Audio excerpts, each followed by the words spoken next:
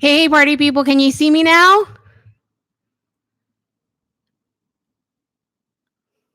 Can you see me? Can you hear me? Something, something. No? Hello? Okay, that's good.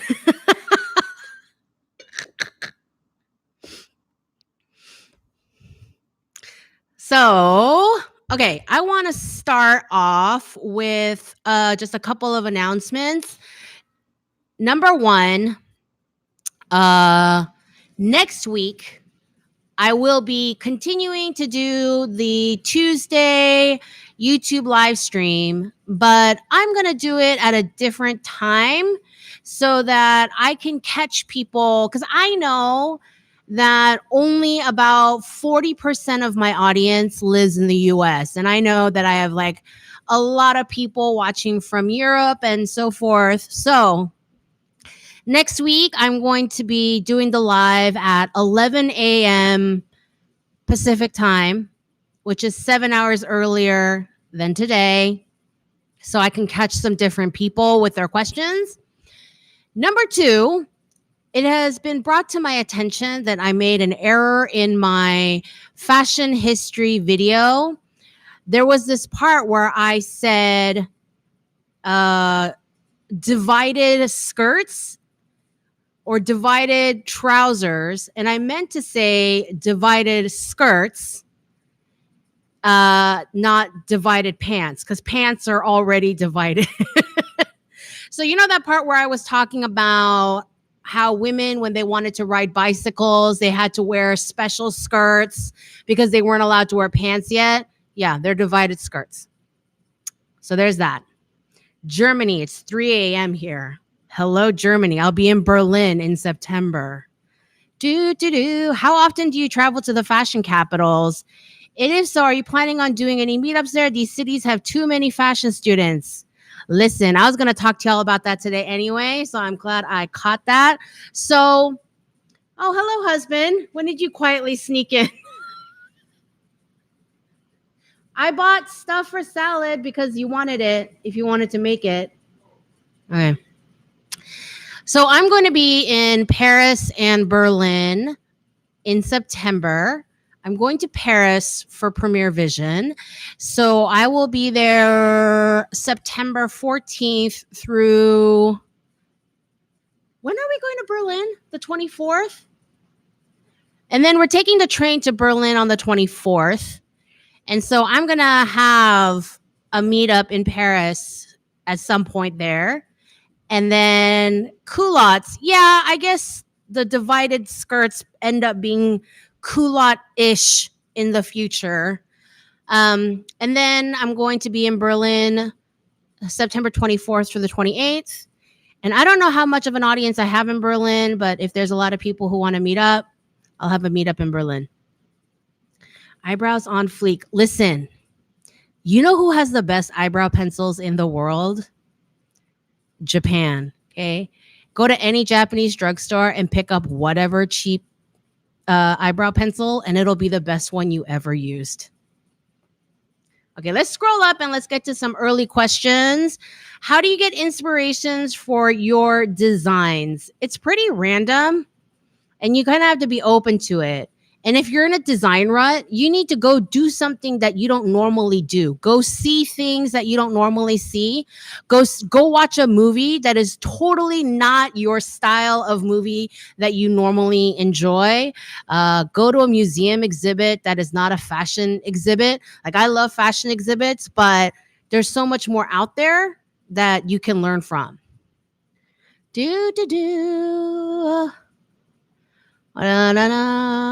Brazil. Hello, Brazil. Natalie B, aren't you in Japan? What time is it over there now? You want to be a fashion YouTuber? Okay, go for it.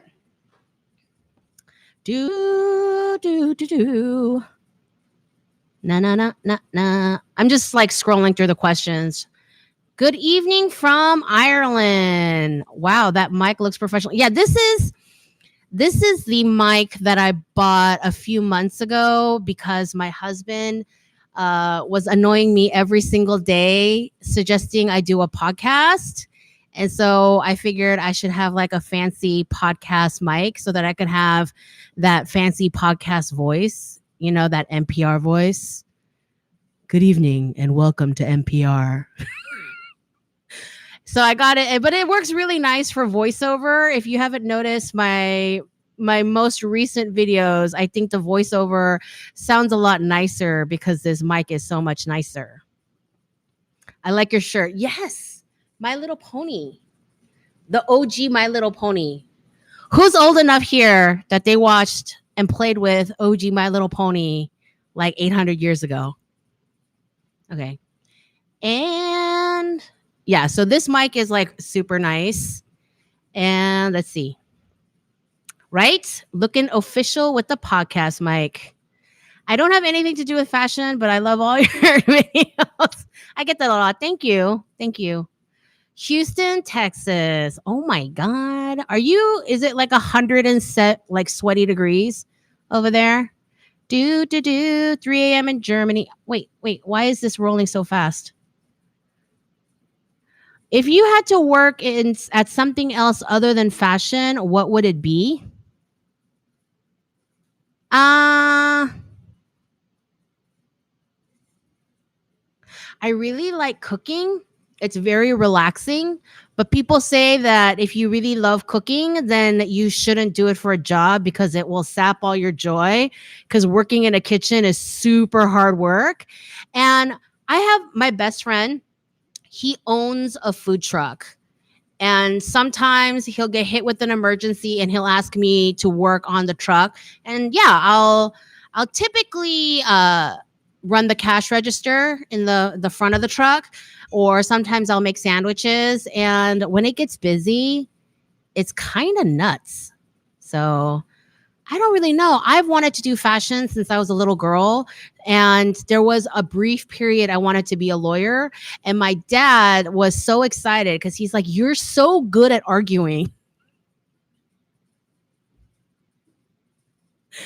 But that kind of didn't last very long.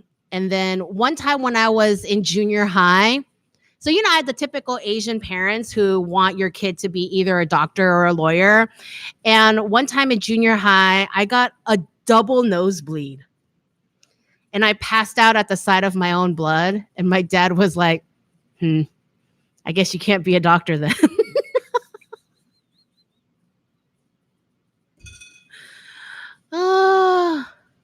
So, yeah, that's that. Okay, so back to the fashion capitals. I've been to London 3 times already. So as much as I love London, I doubt I will be going back to London just because there's so many amazing places to go in the world that I've never been. I've been to Paris once, but I was 19 years old, so I don't remember much at all. And I've never been to Germany except the airport. And I'm sure Germany is lovely, but your airports have not impressed me. Frankfurt Airport was like so frustrating. Anyway, not the point. But and I've never been to Milan. I've never been to Italy. It's like my fantasy is for some Italian school to email me and be like, hey, do you want to come visit Italy and teach a workshop here? And I would be on a plane like that. Dun, dun, dun, dun, dun, with the itty bitty waist and around thing in your face. Yes. Only 2 people caught that joke, and I am disappointed in all of you. Did you have a designer that you looked up to as your inspiration to be like when you were younger? Gianni Versace. And not necessarily because I thought his aesthetic was the best or that I thought that he was the best designer, but I grew up in the 90s and Gianni Versace had created this whole world that was just his world. And everything he did, from like bed sheets to menswear to his ad campaigns and his runway shows and the kinds of models he used, such a world. He created this perfect like Versace world. And I would fantasize about creating this, my own world like that. And I wish that more of you would understand the way he approached his brand and how it just went throughout. Like, he had such an understanding of who he was and what he was all about and what he had to offer the world. And everything he did was just so purely saturated in this Versace-ness. So, yeah. I have a million favorite designers. How did your career in fashion start? At like what age were you interested in fashion? I started fashion like super, like as a baby. I was drawing since I was a kid, and I started taking art classes in high school. So that's where I started getting like any kind of formal education, was when I was 15. And then I went to fashion school. My first internship was a year-long internship at my hometown opera house in the costume design department. And that opera season, we did 3 operas. 2 of them, we borrowed costumes from other shops. And a lot of operas and theater productions do that because they don't have the budgets to create new costumes for every single thing that they do.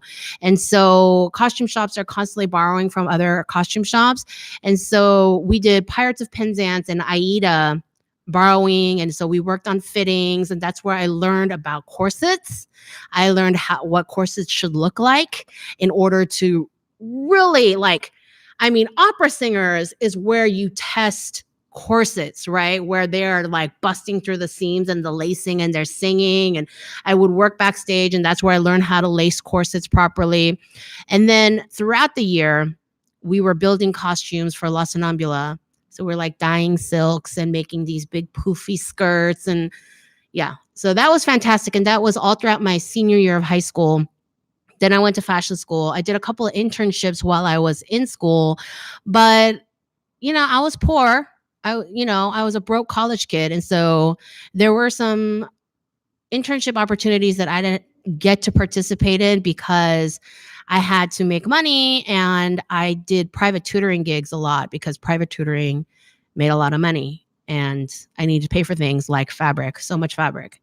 And I worked all throughout college, whether it was internships or the paid tutoring. And then I also worked in the liberal arts office at the school I attended. And then I started working in the industry right after school. Like, I graduated. I worked, like late the summer after I graduated in May. And then I started working a couple months after that. That was how I got started. September 14th is my 18th birthday. Wow, you're like a baby. It is so hot in here. Hey Zoe, I'm a senior in high school. I'm really stressing. What should I do about my portfolio for college fashion major at Parsons? Have any tips? Yeah, I have a portfolio video that you could watch, but really, if you have any questions, the best person to ask is the admissions department at Parsons, because they're the ones that are going to be reviewing the portfolio, and it's really their opinion that matters.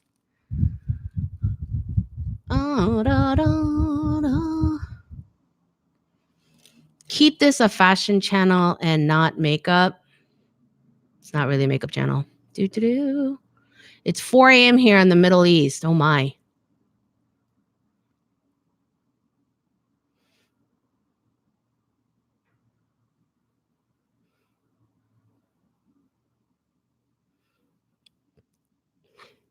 Why does this keep scrolling by itself?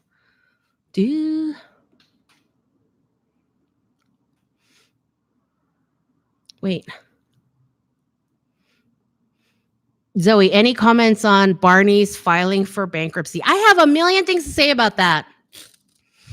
I already said a lot of snarky things about Barneys on Twitter today. That's really where I get the most snarky.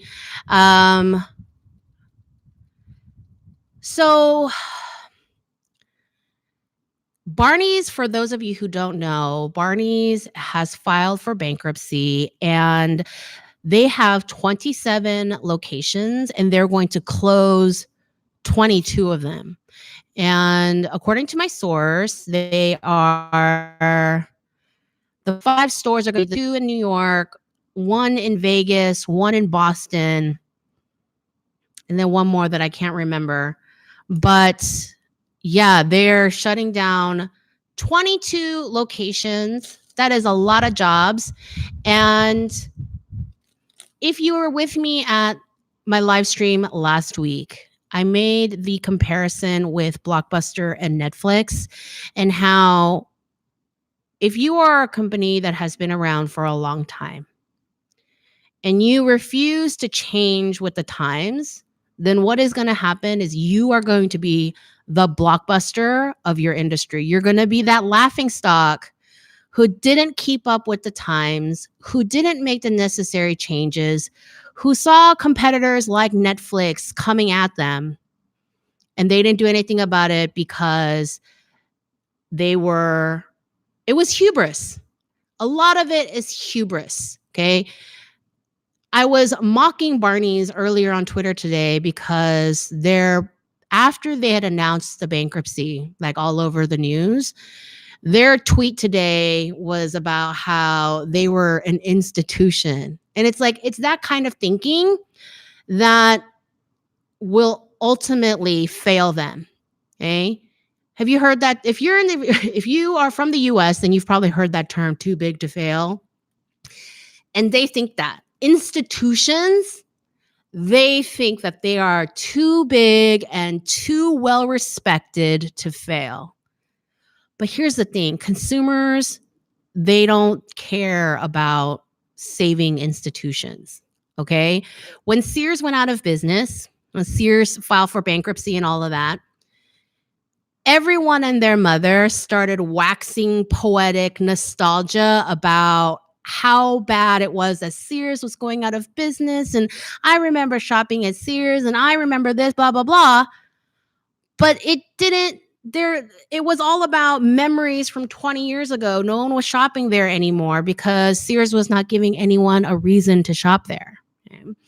And so I feel like unless Barneys does something really crazy in the next upcoming months to convince us they're worth saving, it's going to be another round of, oh, I remember Barneys. Barneys used to be so cool. And Barneys used to be the place we went to discover new designers, but the nostalgia, it's not enough to get us in the stores. It's not even enough to get us in the stores at Sears price points. Think about how cheap Sears is. No one's going to shop at Barney's price point out of nostalgia, okay? So these institutions that think they're so too respected and too brilliant and too like iconic to fail need to wake up. Okay.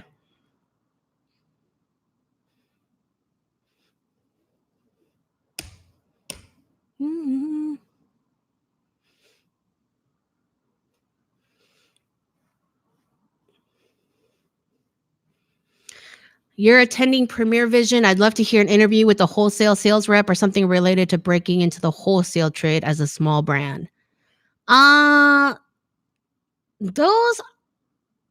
It's my understanding that most of the people at Premier Vision are going to be fabric and trims, like more services as opposed to design brands. That was my understanding. If you want to see that, I did talk to some people at the LA Textile Show that is on a sourcing video.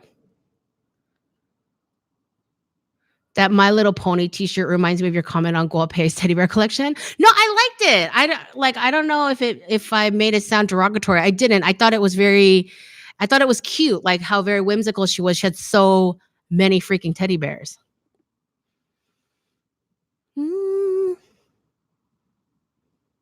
How do I get into contact with sewing factories? Just call them, email them. I mean, I know it sounds scary, but it's not. Don't forget that as much as factories like to, be boastful about, oh, I don't need to take that job, it's too small for me, blah, blah, blah. There are plenty of factories out there who are like, yeah, you need work. So, you know, have I ever met Naomi Campbell? No. Da, da, da. Hello from California. How do I get into contact with sewing factories when I want to start my own business? But there are a couple of things I still don't know. Well, that's kind of a vague question. I think that reading some books on production and product development and not fashion design process is a good way to start.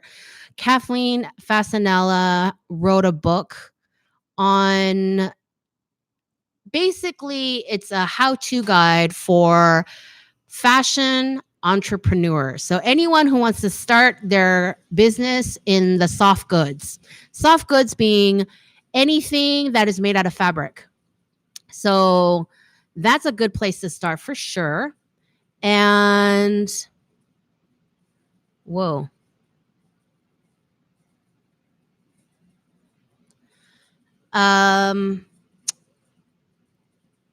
But it's definitely, you want to read resources about production. So when you go to Amazon or whatever bookstore and you start looking for books, think about books for production. But Kathleen Fasanella's blog, which is fashionincubator.com, let me just write that on the chat, -incubator.com. That is a good website to read. Tons of blog posts, and she has a search engine that you can look up things and then go ahead and order her book. I have read her book. I love her book. I recommend it to everyone, and that's a really good place to start. You've been to Amsterdam, right? Are there any textile fashion related workshops that you attended while you were there? No, but you know what? When I was in Amsterdam, I went to the Fashion for Good Museum. And it's like real central in Amsterdam. And I learned so much by just walking around and reading all the boards. That's the key, is like, it's not an exhibit, like a museum exhibit, like look at all these pretty things. It's divided into 3 floors. The bottom floor, it talks about how wasteful garment construction is currently today. And then the ground floor that you enter from, that floor has all these displays on displaying fashion design lines that are currently very sustainable, and you can buy from them right there. And then the top floor is my favorite floor, and that one has all these displays on innovations and inventions and just new products being developed and sold all over the world that pertains to a more sustainable fashion industry. So like leather being made from fruit waste, biodegradable clear bags for like shipping clothes. You know how a lot of the time clothes get shipped in these clear plastic bags.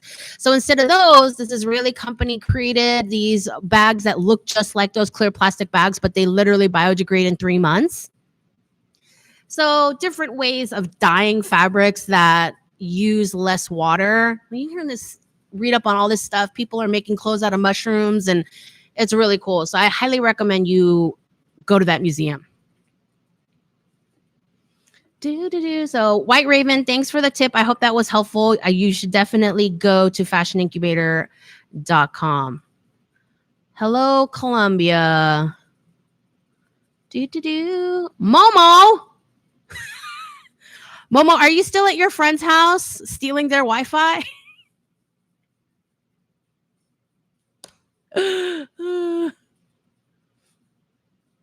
Can you do a series on Hollywood costumes?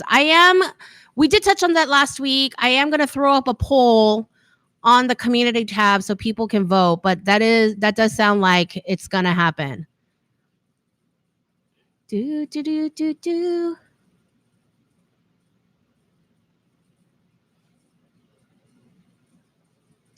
Zoe, regarding your book recommendations, do you happen to have an Amazon affiliate link or library where you can find all of them? Yes. You can go to any of my recent videos, and if you click on the description box, they have a link on store link.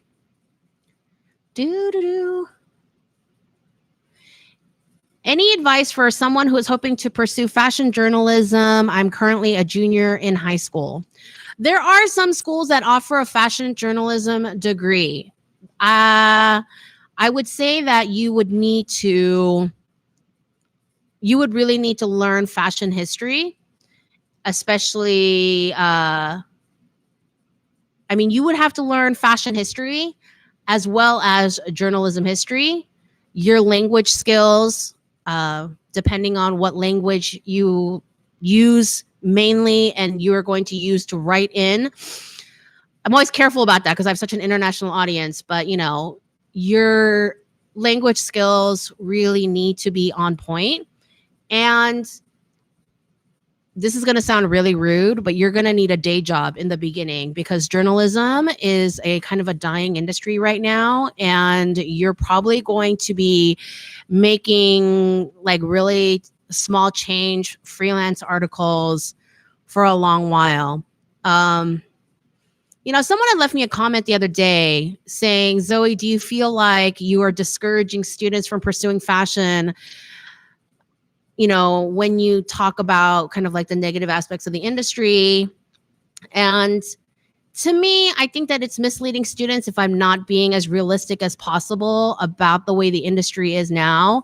And so while I think that fashion always needs journalists, we always need people like Kathy Horn and Susie Menkes who do speak their minds, who are not afraid to get kicked out of fashion shows because they gave a negative review and things like that. It is going to be tough. And you need to prepare for that. You need to be the best out of the best.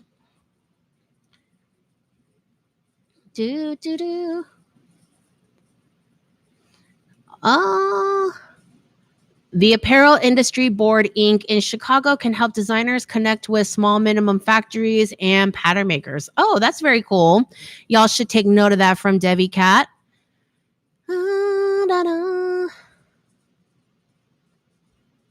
How can I get better at researching when it comes to design aspects of fashion? Don't use just one source.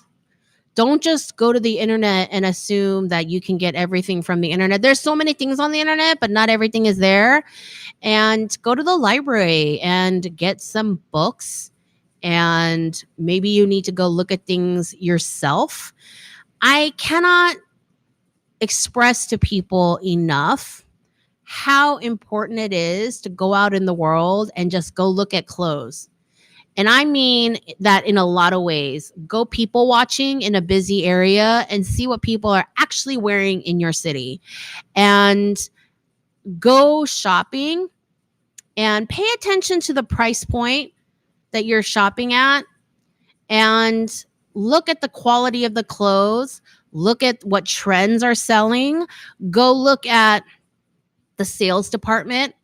I'm always telling students to go check out the sales department because that's where stuff didn't get sold.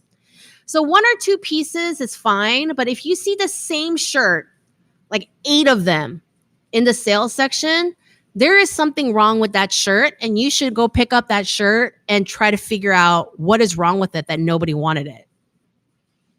Da, da, da. This thing is the worst. It's always scrolling so fast without me. Hi from Mexico. Oh, that was helpful, White Raven. Good. Saw the mushroom fabric doko at fashion school. Very cool, right? Yeah. How do you feel about fashion brands using each other's patterns? I heard it's common for brands to order clothes and use those patterns for their own lines. Do you mean print design or pattern drafting? I'm not really sure what you're talking about. Hi from Mexico. Hello, Mexico. I love Mexico. I go every January. It's the best. What is the future of fashion? The future of fashion is sustainability. Okay, because we don't have another choice in the matter. The future of fashion is, for one, it means sustainable materials. Okay, making organic cotton, transitional cotton, organic linen, recycled fibers from polyesters and nylons and stuff like that. Sustainable also means more sustainable production processes, like the new waterless dyeing. Go look it up, CO2 dyeing. And it also means fair labor laws across the world, kind of depending on the labor laws of each country. And sustainability also means not designing crap that's going to end up in a landfill because you don't know how to design. There's a lot of people who are just constantly shoveling stuff out there in the world without any regard for who's going to buy it. And it is your responsibility as designers to create quality product that people want. Okay. What is this whole like recycling and reusing and upcycling? That's really good. But the number one thing is don't make stuff that no one's going to use or buy. Okay. So that is part of the future of fashion. The second future of fashion thing would be fiber technology, which is tied to sustainability, but fiber technology and fabrics and things like 3D printing. The reason why 3D printing is sustainable is because you're printing sections of the garment and not cutting away things that leads to fabric waste. Okay, so 3D printing is part of it. Fully fashioned knits by its very nature is more sustainable than cut and sew anything because it reduces fabric waste. Like you just plan out the knit stitches and you put in the yarn for those stitches, and you don't cut and remove things later on. So fiber technology, developing new ways to be sustainable and still be sexy, because fashion still has to be sexy, right? And yeah, fiber technology, interesting ways to incorporate technology with our clothes, that sort of thing. People are thinking I'm a thief, but I don't care. I will necessary because this live is important. Momo is a Wi-Fi fee. You can't deny it. You already DM me. I have the proof. What is your opinion on print on demand relating to fast fashion and consumerism? Print on demand t-shirts and apparel. Print on demand isn't the worst thing ever because the whole on demand part, which means there is no excess inventory. It's not like a bunch of pre-made t-shirts sitting in a factory somewhere. It's only made to order. So in that way, it is helpful. Like these companies, they just have like 1 million blank t-shirts and then they print whatever gets ordered. So in that way, that is not the worst way to make t-shirts, depending on, what materials the t-shirt was made out of and what kind of inks they're using. Can you do a series on accessories design? No, because that is not an area of expertise for me. And you guys know I don't talk about stuff I don't know about.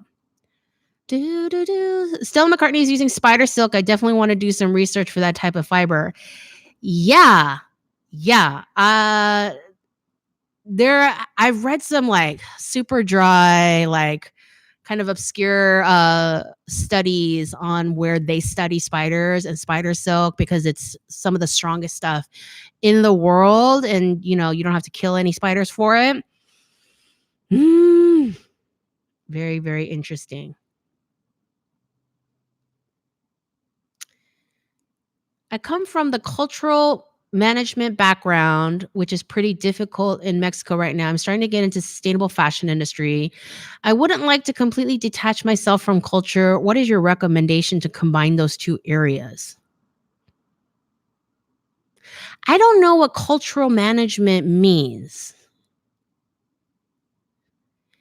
Is that something like tourism? Can you specify in the chat? Meet up in Mexico at some point, please.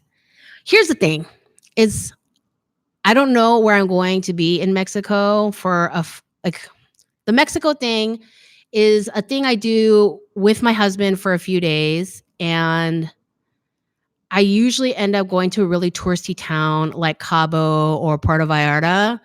But, I'll keep you guys posted. I mean, like clothing patterns, the shoe, the cut, the shape. I think that happens when you have the same clothing manufacturer creating patterns for different companies. And I mean, that happens sometimes. It just like, for example, when I used to work at a leather jacket company, we had production facilities domestically in the US, like literally like across town, and also in China and in India. And when we contracted pattern making services in China and in India, they had these basic menswear styles for like a bomber jacket or for a motocross style jacket. And they have these patterns sitting around, and I'm sure they use them for other companies, but it's just like a basic style. And it was up to us to choose interesting leathers, to choose the best trims, for us to make it our own with interesting linings. Because if you think about what people wear, this t-shirt, I love this t-shirt. Does it have a unique pattern and fit? No, it does not. That's not what it is. It's how incredibly soft this fabric is. It's how fun this print is. Think about the things that are in your own wardrobe. It's like, it's not always about proprietary fit. For some brands, it is. Every brand has their important thing, and some brands' important thing is their proprietary fit. And so they will invest in pattern making services, and that is part of their intellectual property. And some people, like whoever made this t-shirt, they don't care about proprietary fit. So it is about focusing what is important to your brand and making sure that part is flawless. Dun.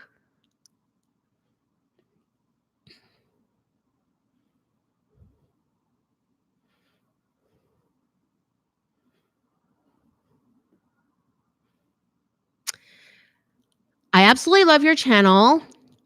I really want to pursue a career in fashion, but I'm not a great designer. What are some other jobs in the fashion industry that I could consider? Okay, first of all, Alina, thank you so much for this question, because a lot of people want to work in fashion, and a lot of people assume that they should be a designer, that they have some ideas and they can be a designer. And that's not necessarily true. And that doesn't mean that they should not work in fashion, but being a designer is not for everyone, and that's okay. People think that the designer thing is the most important and the best thing.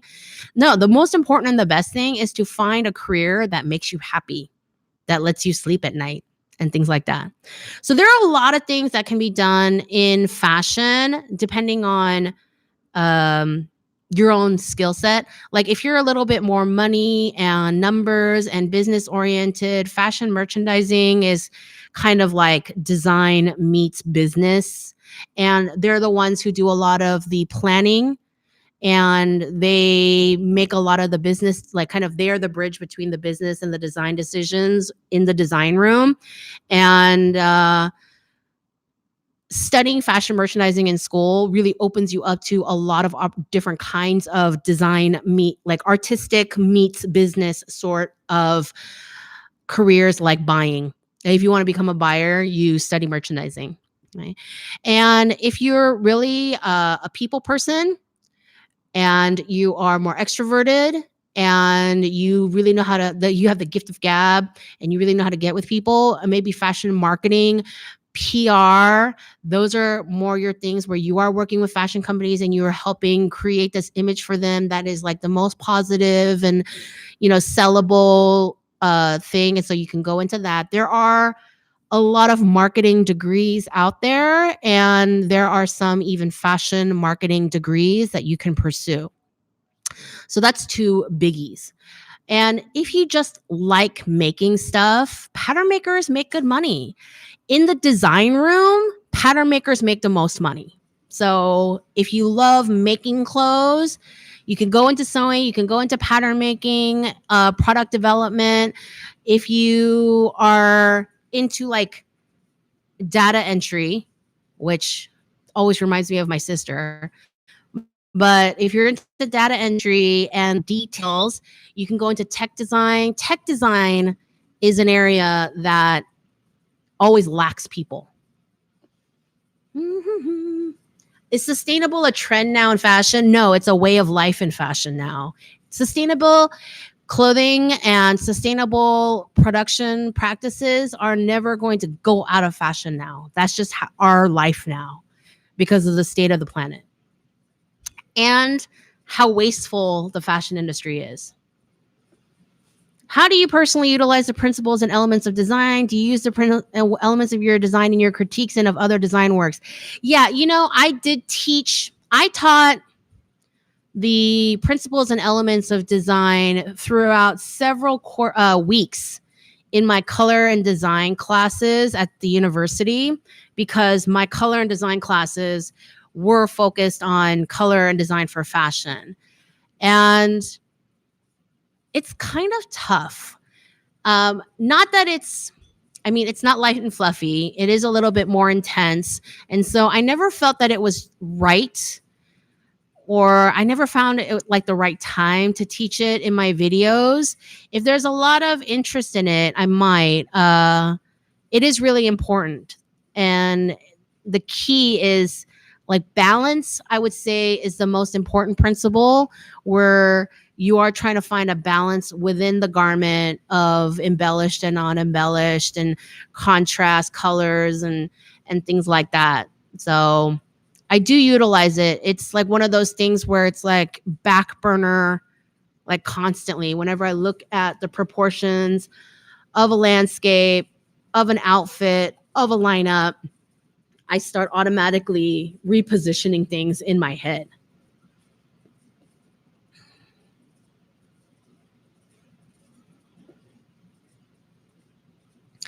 What do you think is the most sustainable fabric? There are a lot of categories on that, but currently I think that the research shows that mechanically recycled polyester and nylons are the most sustainable. And by mechanically recycled, I mean mechanically versus chemically. Like the less chemicals used, the better for our water wastage problem. So mechanically recycled polyester and nylons, followed up by organic hemp and linen. Y'all are having all these crazy intense conversations in here that have nothing to do with me, and I love it. You should keep doing that. You should keep making friends. Hello from China. Hello to China. This thing just like scrolls by itself.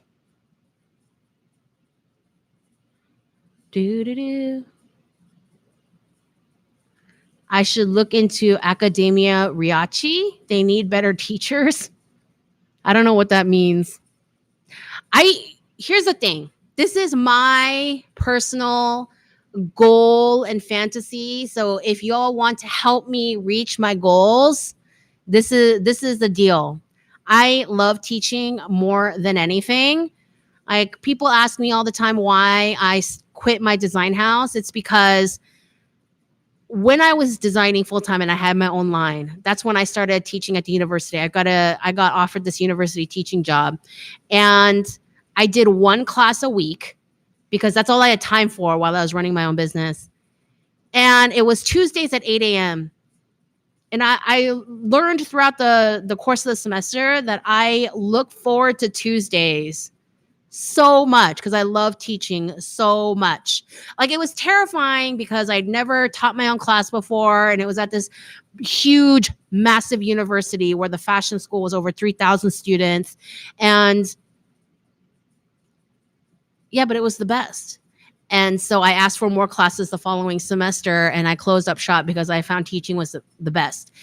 And I always wanted to travel the world and teach. And by that, I mean like week-long workshops or 3-day master classes, and maybe even like one semester somewhere. So I don't plan on moving.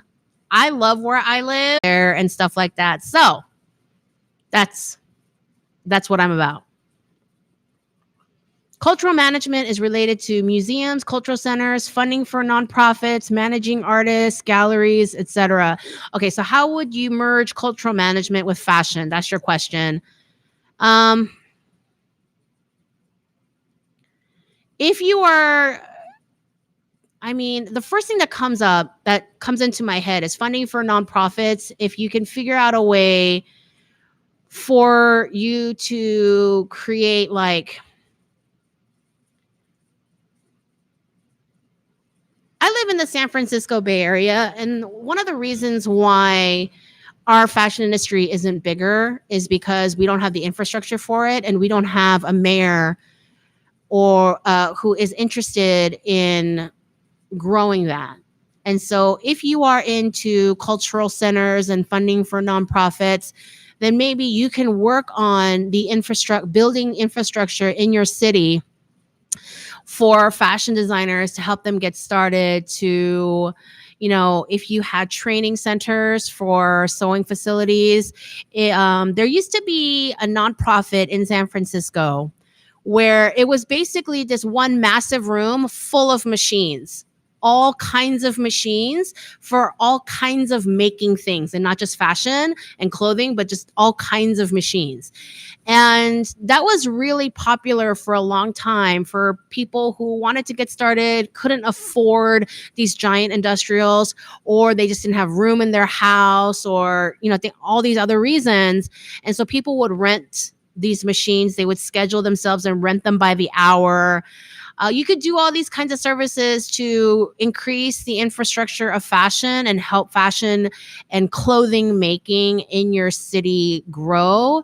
And maybe tie that in with some museum exhibits where you bring things in. And I don't know, there's a lot of things I think you can do there where you are helping lesser known designers grow their businesses. Maybe. Between teaching and YouTube and Etsy, you're very busy. Yeah, I know. I think about that every time I work on my book. Do you use a particular organizer or time management system? I don't. I'm really analog and old school about certain things. I will show you this thing. I print these calendars on iCal every week. And I write my week's goals, and I have a list of like my week's goals in terms of I would love for all these things to happen. And then I have a list of these things have to happen unless you are on death's door. So the YouTube stuff, it has to happen. It has to happen. And then I have other things like, well, I have to finalize the syllabus for the workshop that I'm teaching. Oh yeah, if you don't know, in San Francisco, I will be teaching a fashion sketching workshop August 20th. And the Eventbrite link is all over my Twitter, my Facebook, my Instagram. Excuse me. So go check that out if you live in the Bay Area or you're going to be in the Bay Area August 20th. But yeah, I learned time management when I was in school and working 3 part-time jobs. And so I have a list of I gotta do's and the list of I would like it to happen this week. And then I have a list of like long-term projects that are just kind of going on. And here's my secret. Okay, here's the thing that helps me is crossing things off. That is the reason why I write these things down on paper. I cannot even tell you how many to-do apps and organization apps and things that I've tried out over the years, but nothing beats taking my Sharpie, which is always on my desk, and just the feeling of accomplishment. And so I bust my butt so that I can have that moment where I have my Sharpie moment. I know that sounds stupid, but it really works for me.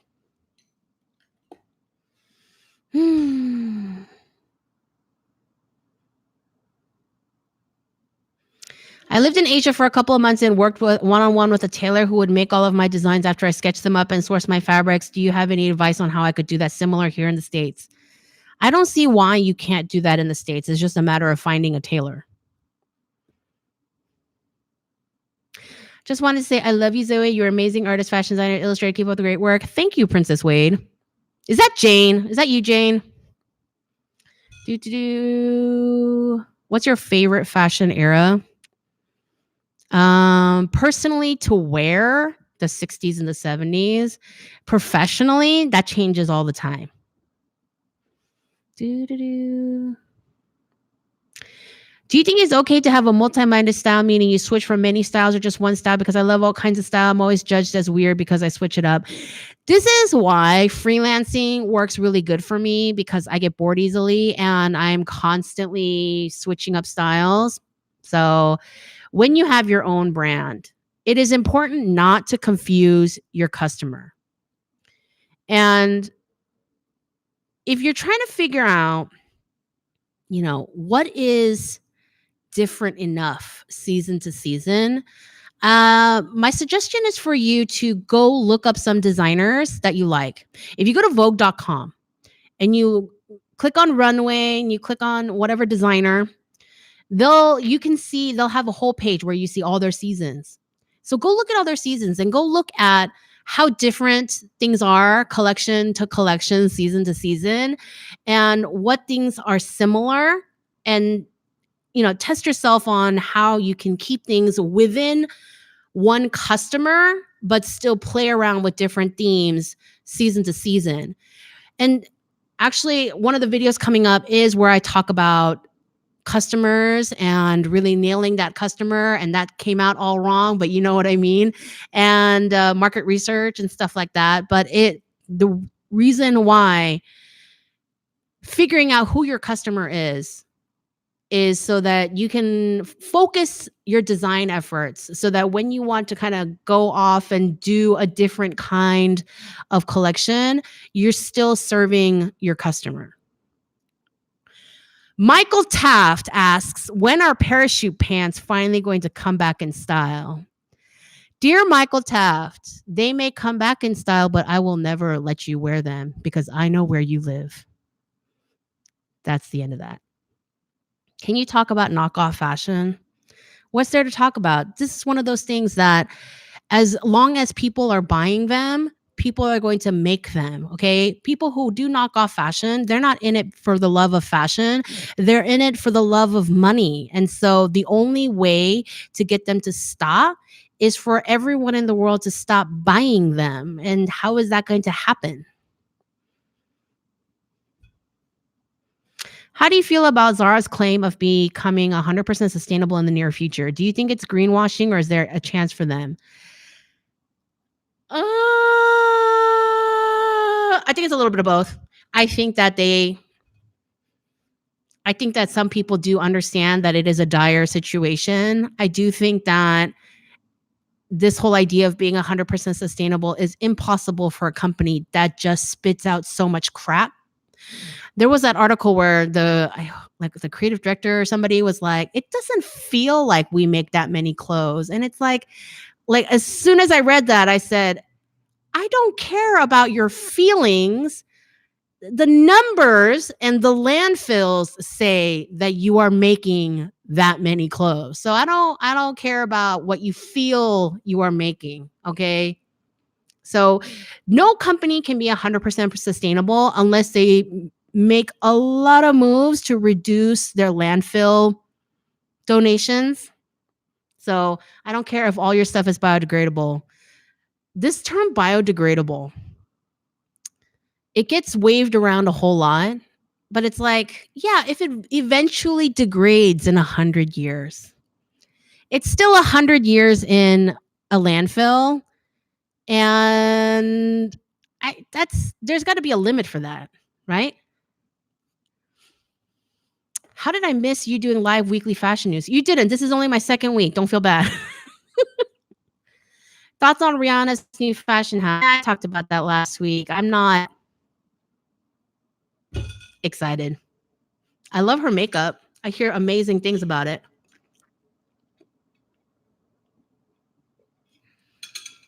Daryl Marzette, do not encourage Michael. He is the worst. Like literally the worst. He's also my building manager, but he's still the worst. Are you saving these live videos? Yes, I am. The one from last week was saved. And I will be saving this one. From what you've told us, fashion design is hard, especially in college. It's hard because it's hard. So how do you keep a good mental health since so many designers get burnt out so frequently? Having good people around. I've always had lots of friends who are not in fashion to keep my head in check. And by that, I also mean cultivate relationships where you can be honest with each other. My best friend is someone who does not work in fashion, who does not work in education and teaching. And we are not, and I don't work in his industry, food. And we're just really honest with each other. I mean, in a loving way, but we are very honest with each other where when we have a problem, it's like, is it a problem or are you just, blowing it out of proportion because you're emotional? We can vent at each other and not take it personally. I mean, don't use people as punching bags, but just like develop good friendships with people both within and out of to keep your head on straight. And get a hobby. I mentioned this before, but cooking is my hobby. And just like puttering around the kitchen is very zen for me. And I'll like throw on a podcast and just putter around the kitchen, Okay. So we've been at this for an hour. And so I'm just going to do like a 10, 15 minute rapid fire question round before I close up. But keep in mind, I will be back next week at 11 a.m. on Tuesday for more questions. So let's do. I love wrinkles. Where did that come from? Y'all marry someone rich. I wouldn't say you need to marry someone rich. I do need to say don't marry someone who's going to be a financial and emotional sinkhole in your life. Da, da, da. Oh, linen wrinkles. And wrinkles can be part of the design. Yeah, go talk to Issey Miyake about that. And look up Tencel. Yeah, Tencel is very interesting. Do you have any more fashion documentaries recommendations? I haven't watched very many recently. I watched the Yellow is Forbidden, which is the Guape documentary. And I mean, if you're really into her, I recommend it. But the film itself is not interesting. I only recommend it to major Guape fans. Okay. Oh, I think I finally found where I was.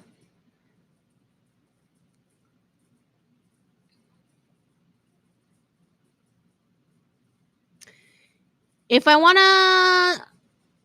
to start my own label, but I lack fashion knowledge to start my own brand. If I could choose a fashion position that could give me knowledge to start my own brand, which one would you recommend?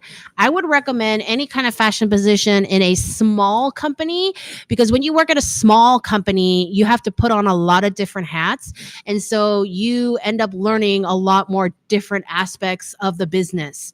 One of my first jobs, I worked at a company that was just 6 people. And that's how I got my feet wet in product development and production, because I had to.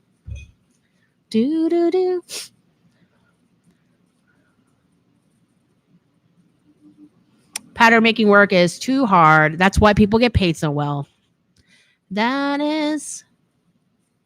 Would you talk a little bit about your August 20 workshop? Okay, so my August 20th workshop It's all about fashion sketching for designers, quick sketching your ideas. This is not going to be about fancy, elaborate rendering. We're going to be working with markers and the San Francisco Fashion Incubator San Francisco is who I'm partnering with for this workshop. And they are providing all the materials, the paper, the pencils, and the markers. And I will be bringing some of my figure templates, and we'll be going over how to sketch on the figure templates and how to get your design ideas down on paper and it's not watercolor. It's not elaborate rendering. It's about getting your design ideas on paper so that you can move on to getting flats made and getting patterns made. It's open to all levels of expertise. So I'm expecting some drawing beginners in the group. So tickets are $50, but all materials are supplied and all experience levels are welcome. It's 3 hours. We're going to have like a little 15-minute break in the middle, but it's a 3-hour class with yours truly. Da, da, da.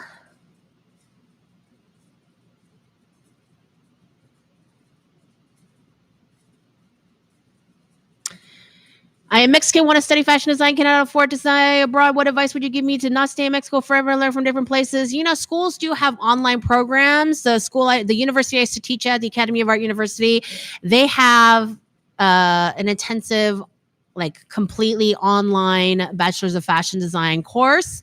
I'm sure they're not the only ones. So if you want to get started with your education that way, you can look into online programs. And I went to Peru a couple months ago, had the opportunity to go meet a place full of manufacturers. It was amazing to see that they can produce any idea. Yeah, Peru does a ton. Whoa, I just smacked my glasses. Peru does a ton of garment manufacturing. I have a girlfriend who used to work at Guess Jeans, and she used to go to Peru all the time. Also, Peru has amazing food. Da, da, da. Yeah, their classes are short intervals, and people go there from outside of Italy. They have Italian and international teachers. Do they teach in English? Because I speak zero Italian.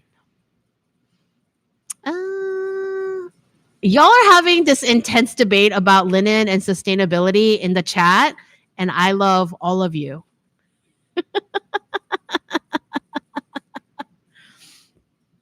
How do you protect your designs and creative work? You can't. That's the short answer. Can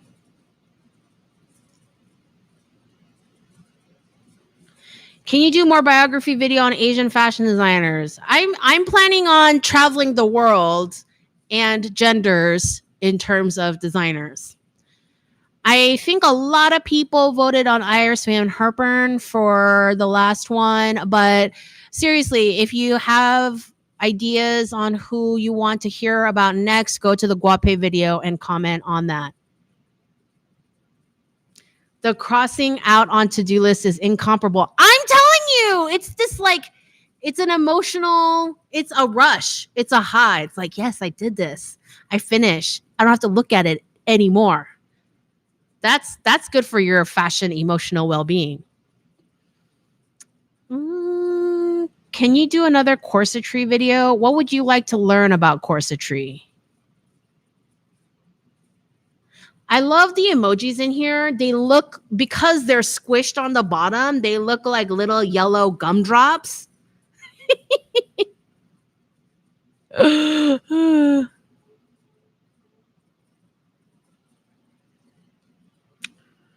Favorite go-to fabric store?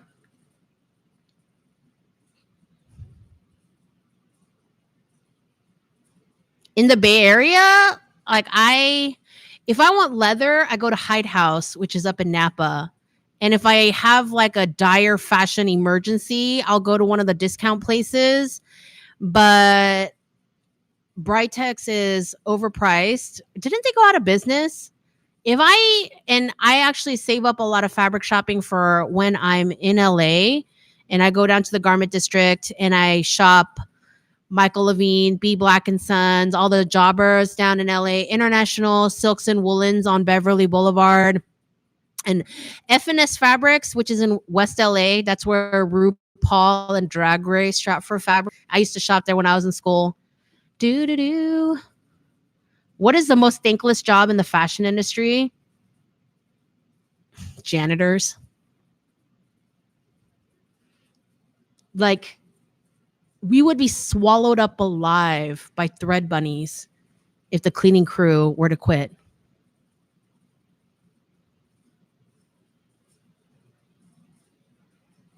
Sub to PewDiePie. The Nazi? No thanks. Vivian Westwood has nylon parachute pants this season. Michael Taft, if you're still in this live chat, like, what is going on here?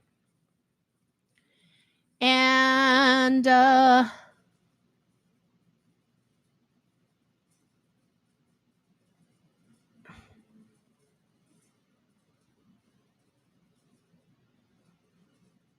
any new art supplies you've been loving lately? I always buy what you recommend.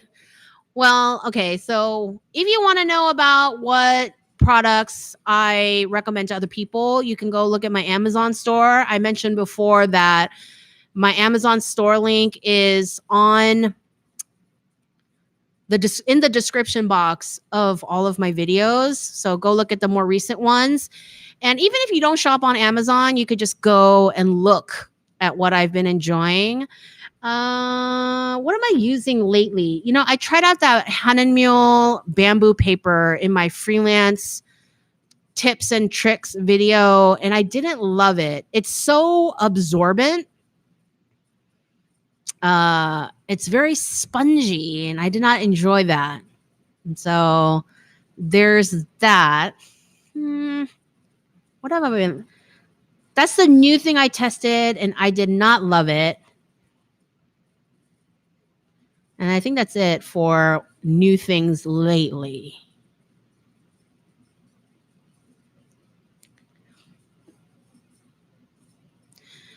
Hi, I just started out in sewing. Where should I start with your videos? My garment construction playlist.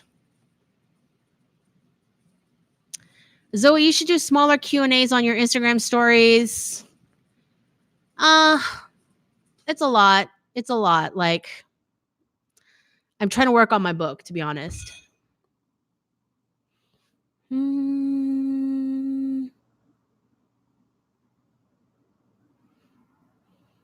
I don't know Selena and her fashion. I don't know too much about that.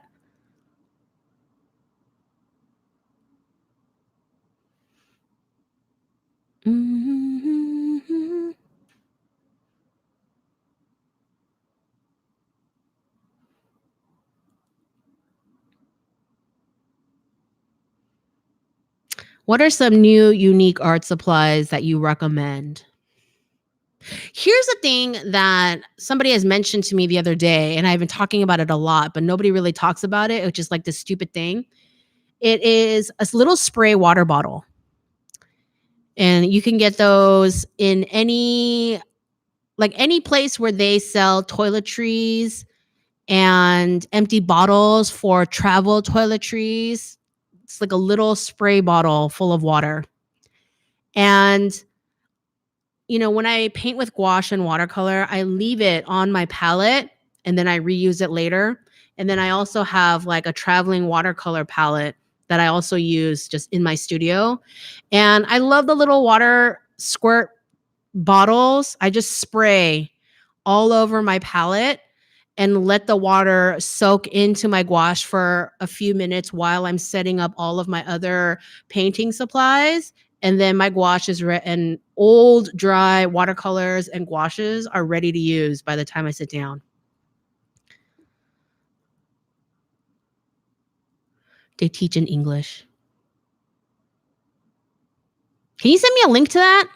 It's at teaching@zoehong.com. Thank you. When do you have a group meeting in NYC? I had one last year. I do not know when I will be in New York next.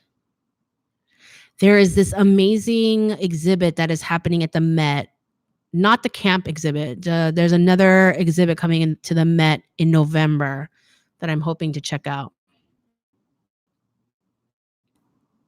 I'm a fashion design student in Mexico. I was wondering if I could show you one of my jobs and could you give your opinion? I do fashion design and fashion illustration critiques on my Scale About page. So go to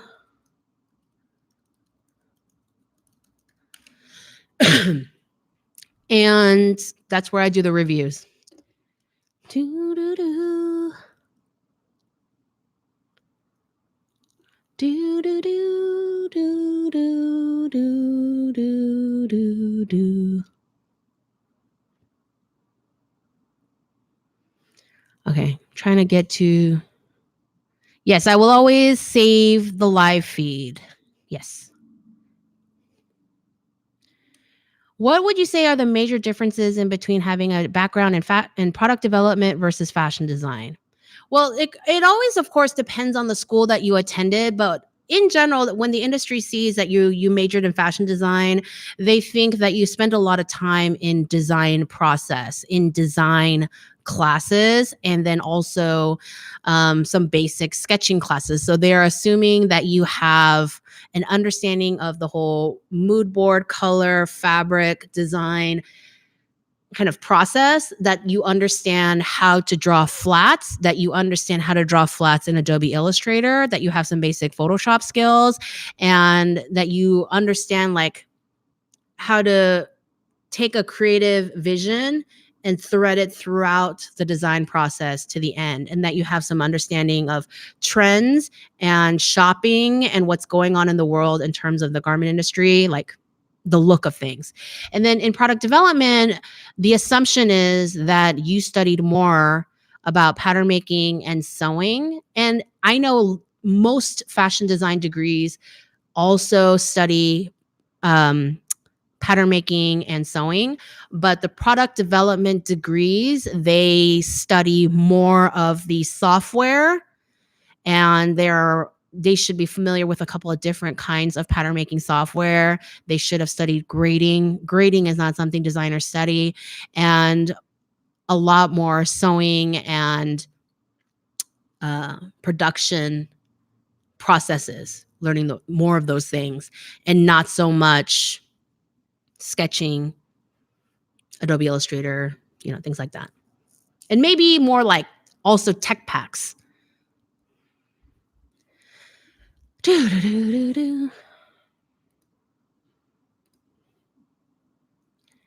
And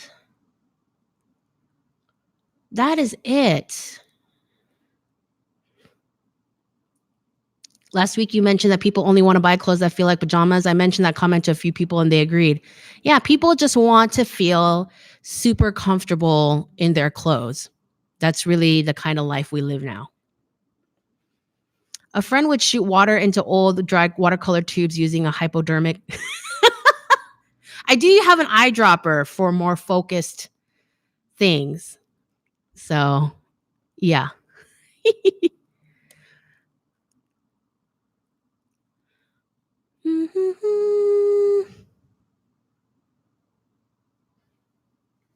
What's the best way to store fabric? In the dark. In a place where the temperature doesn't fluctuate too much. I mean, if you're getting into like long-term storage, but most definitely store fabric in a dark place. Do you see this is my big, I don't know, let's see if we can. Do you see like my giant table over here? This table is 6 feet by 8 feet. I think it's about the size of my bed. It's because my husband is very tall. And on the other, like on this side are all my teaching things, like boxes full of lesson plans and demos, like, and stuff that I used in university, and actually like all my old grading and stuff. And then on the other side are rolls of fabric, because my windows are over here. So even when my shades are open, like my fabrics are protected because there's like all these boxes in the way. And then I have no windows on that side of my studio. And so no sunlight is touching my fabrics. And then I have more boxes of fabrics, but they're all in boxes with lids for things that are not on the roll, on the fabrics. And that's the number one thing. Okay. It is 7:17. We have been here for a long minute, and thank you so much for joining in. Thank you. I love the fact that you all are having conversations with each other in the chat thread. I love it. I love all of you helping each other, which is why I started that Facebook group, because I wanted you all to like get to know each other and network and make friends. And also, again, like whoever asked that mental health question, which is a very good one, you know, having friends also in fashion who understand where you're coming from and just being able to unload sometimes and share some laughs, that is all part of, you know, working on your mental health. So if you want to link to the Facebook group so you can join in, that link is also in the description box of my videos. So go join the Facebook group, make some friends like you did in here, and come back next week. Remember, next week I'm doing Tuesday, 11 a.m., so that I can hit all the European people who have been wanting to join in, but they don't have the luxury of staying up until 3 a.m. Some of y'all are like the good kind of nuts. Any fashion design school recommended around the Los Angeles area? Yeah, Otis. I went to Otis. Okay. I'm going to sign out. I am going to save this live. I will see you all next time. Okay. Bye.